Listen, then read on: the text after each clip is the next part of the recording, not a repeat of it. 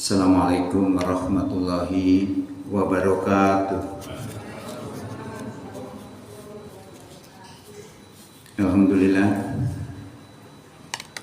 alladzi arsala rasulahu bil huda wa dinil haq liyudhhirahu 'ala dini kullih walau karihal musyrikun. Asyhadu an la ilaha illallah wahdahu la syarika lah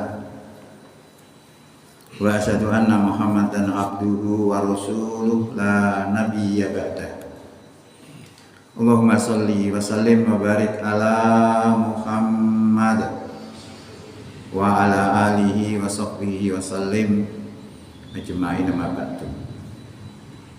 Bapak Ibu jamaah masjid Al-Amanah rahimakumullah, syukur alhamdulillah di pagi hari ini kita bisa hadir untuk sholat subuh berjamaah yang dilanjutkan dengan kultum dalam rangka menambah wawasan keislaman kita sekaligus menambah mantapnya keimanan kita. Mudah-mudahan kehadiran kita di pagi ini diterima sebagai amal soleh di sisi Allah Subhanahu wa taala. Ma'asyiral muslimin rahimakumullah, Allah Subhanahu wa taala melarang kepada kita untuk berbuat syirik. Karena syirik itu sesuatu yang tidak akan diampuni oleh Allah, kecuali taubat sebelum meninggal dunia. Di dalam Quran surat 30 ayat 32 disebutkan begini. 31-32. Wala takunu minal musyrikin. Jangan kamu menjadi orang musyrik. Siapa yang dimaksud di sini disebutkan oleh Allah dalam ayat berikutnya, minal ladzina farraqu dinahum wa kanu syi'a, yaitu orang-orang yang memecah belah agama menjadi beberapa golongan. Kullu hizbin bima ladaihim farihun. Tiap-tiap golongan merasa bangga dengan apa yang ada pada diri mereka. Loh, ternyata begitu, ini syirik. Kalau begitu yang dibanggakan itu bukan kelompok, bukan organisasi, karena kelompok atau organisasi itu adalah alat perjuangan. Yang dibanggakan adalah keislaman kita, keimanan kita. Bahkan di dalam Al-Quran disebutkan isyhadu bi anna muslimun, saksikanlah bahwa kami adalah orang muslim. Karena yang menjamin nanti masuk surga itu dengan izin Allah orang-orang yang iman takwa.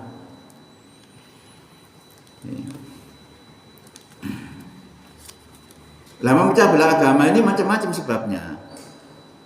Bisa juga orang itu karena ucapannya, memfitnah dan macam-macam sebagainya. Apalagi yang akhir-akhir ini sedang viral itu Muhammadiyah dikuyok-kuyok. Sing haram mengatakan menyiarkan hari raya sebelum pemerintah dan sebagainya. Di Muhammadiyah banyak yang berotak Yahudi, macam-macam. Menolak Quran, ya apa sih menolak Quran? Lalu dasarnya dipakai oleh Muhammadiyah itu Quran dan hadis ya. Itu juga mengacu kepada firman Allah, taraktu fikum amrayni ma in tamassaktum bihima lan tadillu abada. Kitab Allahi wa sunnata Rasulillah. Aku tinggalkan kepada kamu dua perkara, jika kamu berpegang kepada keduanya, kamu tidak akan tersesat selama-lamanya. Sehingga para sahabat bertanya, ya Rasulullah, yaitu kitab Allah wa sunnata Rasulillah, kitab Allah dan sunnah Rasul. Ini yang dipegang oleh Muhammadiyah. Kalau anti Quran gimana? Nah, bagi kita, kenapa jadi beda pendapat? Kita sebenarnya harus ngerti, supaya kita jadi orang itu paham masalahnya apa, tidak anut-anutan gitu. Kalau masalah beda pendapat pokok-rioyo itu sudah jauh-jauh Muhammadiyah sudah memproklamirkan dasar yang digunakan itu apa. Ternyata dasar yang digunakan adalah hisab. Loh, hisab gak pernah dilakukan oleh Nabi kok zaman dulu. Maka bid'ah. Loh, bisa begitu. Sebenarnya bukan begitu. Kita tidak memandang sesuatu yang baru itu bid'ah, tidak begitu. Kita pakai pakaian itu pakaiannya siapa? Pakaiannya londo, modelnya londo. Orang Jawa asli ini ya udengan ya. Nah, ning wong nabi yo sorbanan. Oh, kita nggak pakai kok. Bid'ah ya. Bukan begitu. Nah, karena Kanjeng Nabi itu memerintahkan nek kapane poso utawa riyaya nek delok bulan. Tanggal 1. Nah, karena melihat bulan ini ternyata sekarang jadi masalah. Loh kok bisa jadi masalah? Ya zaman Nabi itu umat Islam tidak ada di dunia, yang ada cuma di Arab toh. Nah, sedang penampakan bulan itu tidak bisa mengcover seluruh dunia. Kalau seluruh dunia nggak bisa. Sebagian ini makanya di sini sudah muncul, yuk Papua sana belum. Baru jalan terus baru akhirnya bisa tercover semua. Nah, ini jadi masalah. Masalahnya apa? Kalau tanggal 9 Zulhijjah orang yang haji itu ada ibadah khusus yang namanya wukuf. Wukuf di Arafah itu puncak ibadah haji. Siapa tidak melakukan wukuf tidak sah hajinya. Nah, orang yang tidak pergi haji di luar Arafah itu disunahkan untuk poso sunah Arafah tanggal 9 Zulhijjah. Nah, padahal penampakan itu belum tentu di Indonesia sama dengan di Arab. Kadang-kadang sama, kadang-kadang tidak. Kadang-kadang duluan Arab, kadang-kadang duluan Indonesia. Kadang-kadang bersamaan. Nah, yang jadi masalah kalau pas tanggal 9 di Arab sudah wukuf, di sini kok belum, masih tanggal 8. Jadi masalah. Itu persoalan. Apalagi kalau dikutub. Di kutub ini sekarang di sini muncul bulan kira-kira sak minggu bekas ini baru muncul di daerah kutub sana. Masalah juga. Akhirnya tidak sama, pasti tidak sama. Kalau mengacu kepada melihat bulan aja. Nah, ternyata ucapan Rasulullah itu disuruh melihat bulan dengan ru'yat, baik untuk hari raya atau puasa, itu ternyata mengandung ilat. Ilat itu apa sih? Mengandung ilat itu mengandung sebab. Ya. Sebabnya apa kok Rasulullah memerintahkan untuk ru'yat? Rasulullah mengatakan sendiri, inna nahnu ummatun umiyatun la naktubu wala nahsibu. Kami ini umat yang ummi, tidak bisa menulis dan tidak bisa hisab. Ternyata ini latar belakangnya, maka disuruh ru'yat. Nah, sekarang ru'yat problematis. Apalagi kalau di Indonesia itu janin kalau bulan ini muangil. Karena apa? Udara di Indonesia itu kan menguap. Berarti banyak kelihatan putih gitu. Beda di Arab itu kan udaranya kering. Kalau orang ke sana, biasanya awal-awal sih pakai masker dikai air, jadi kalau bernapas enak. Kalau di Indonesia enggak bisa begitu. Maka sering tidak lihat. Nah, saat itulah Muhammadiyah berijtihad bagaimana supaya tidak ada problematis, maka menggunakan hisab. Nah, hisab ini juga berdasarkan Quran. Wallazi ja'ala samsa diya'an wal qamara nura wa qaddarahu manazila lita'lamu adada sinina wal hisab. Dialah Allah zat yang telah menjadikan matahari bersinar. Dialah Allah zat yang telah menjadikan bulan bercahaya. Kemudian menetapkan manzilahnya, tempat edarnya. Untuk apa? Lita'lamu adada sinina wal hisab, supaya bisa menghitung tahun dan bisa melakukan hisab. Quran 10 ayat 5. Jadi dasarnya ini yang dipakai Muhammadiyah. Karena ada problematis tadi. Nah, secara keilmuan menggunakan ilmu hisab itu, ketika bulan sudah muncul di permukaan, itu sudah berganti bulan, berganti tahun, berganti tanggal. Itu ilmu. Makanya syaratnya di Muhammadiyah itu, pokoknya bulan harus muncul, baik memang sak derajat, bah setengah derajat, sudah masuk tanggal baru, sudah masuk bulan baru. Makanya jauh-jauh sudah tahu. Lah oleh Jepang itu dibuatkan penggabungan antara hisab dan ru'yat. Hisab dan ru'yat itu bagaimana? Dia mengerti hisab, bagaimana hisab itu. Sudah tahu misalnya. Tapi harus dibuktikan dengan ru'yat. Harus dibuktikan dengan melihat dengan mata kepala sendiri. Jadi kalau hitungan ru'yat sudah masuk, hitungan hisab sudah masuk, kemudian ru'yatnya sudah keluar, muncul, berarti sudah ganti bulan dan ganti tanggal. Tetapi ada masalahnya. Masalahnya walaupun ada orang melihat bulan, kalau masih di bawah 3 derajat, maka tidak diakui sebagai melihat bulan. Nah di sini masalahnya. Makanya bedanya di situ. Ya, lah, syaratnya mensyaratkan 3 derajat. Lah pertanyaannya 3 derajat itu dari mana? Bukan Quran, bukan hadis itu. Itu hanya sebuah kesepakatan saja antara Indonesia dengan negara-negara tetangga. Ini menyebabkan beda. Belum lagi kalau sudah ditumpangi politis, bareng kok gak seneng. Ya gak bareng gak jadi sing enak Muhammadiyah. Sing sembayang riyo banyak. Orang-orang itu seneng riyo DCI. Tapi nek poso ngaren. Seneng orang. Ini penyebab kenapa terjadi perbedaan. Ini kita harus ngerti. Supaya kita bisa bersifat berlaku dewasa ketika menghadapi bulian seperti itu. Itu luar biasa loh. Sampai di beberapa kota itu dibubarkan. Ya, sholat-sholat Id dibubarkan. Ada Masjid Muhammadiyah yang dibakar. Ini kan tidak masuk akal. Katanya mereka itu paling toleransi. Mana buktinya? Tidak ada. Sangat tidak toleransi. Dia menggerakkan bagaimana moderasi beragama supaya kita berlaku moderat, berlaku toleransi. Tidak ada buktinya. Alhamdulillah Muhammadiyah ini dewasa menyikapi seperti itu. Gak balas perang enggak. Justru diproses hukum. Dilaporkan kepada polisi.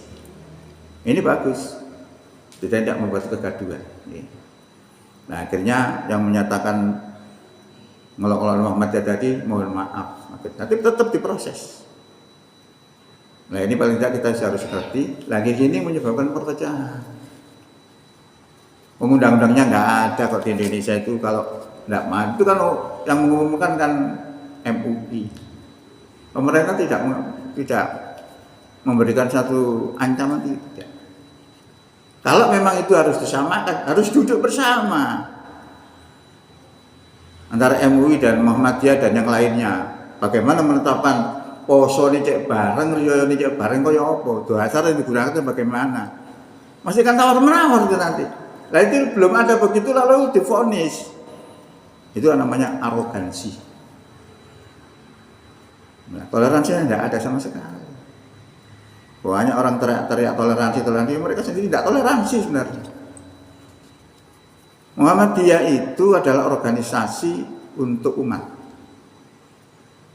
Misalnya contoh, ketika di Sumatera jadi banjir, nah, Muhammadiyah tidak banyak teriak-teriak. Saya paling Pancasilais tidak ada. Tapi sumbangannya berapa? 100 miliar lebih. Pertama yang disumbangkan berapa? 70 miliar. Itu gampang. 2 minggu selesai. Masjid-masjid rong jemua kelompono duwike kayak nyumbang banjir di Sumatera. Ngelompok 40 juta. Beberapa hari setelah itu saya juga diundang di wilayah Muhammadiyah itu. Jawa Timur itu nyumbangi 11,5 juta miliar. Jawa Tengah 15 miliar. Nah ini di total sudah berapa? 70 tambah hampir 30. 100 lebih juta. Miliar. Belum yang lain-lain. Itu yang share-sharean pakai apa itu. Cepat sekali. Gak pakai teriak-teriak, saya paling Pancasilais. Muncul untuk umat. Yang mereka yang teriak-teriak paling Pancasilais, tidak ada yang muncul. Tiarap semua. Ya, belum lagi kalau kita melihat amal usaha Muhammadiyah.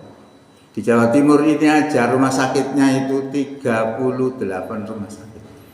Itu sudah menyerap tenaga kerja berapa? Ya, 38 rumah sakit. Kalau rata-rata misalnya 200 orang, sudah berapa? Yang diserap untuk tenaga kerja. Mengurangi pengangguran. Belum sekolahnya di Indonesia ini puluhan ribu. Merekrut guru segitu banyaknya.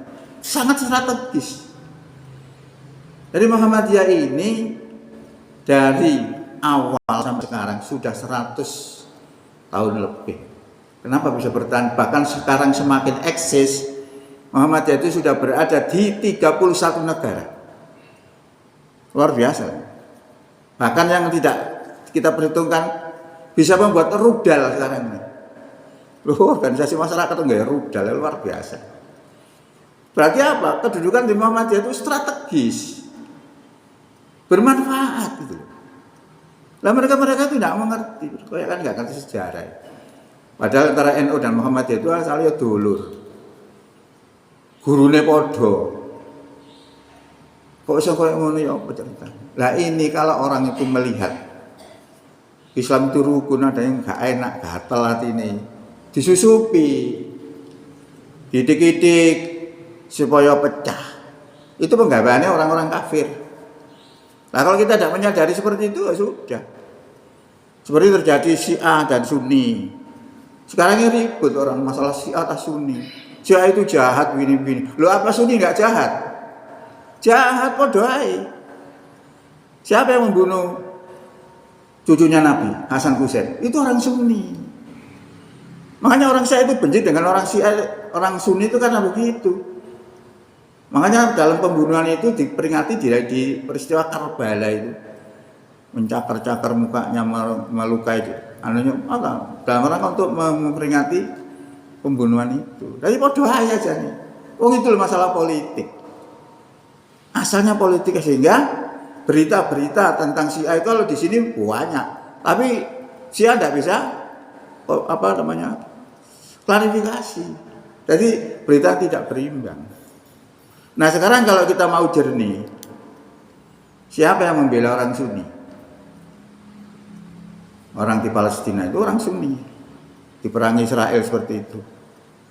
Yang membela justru Iran, orang Syiah. Orang Sunni tidak muncul belas.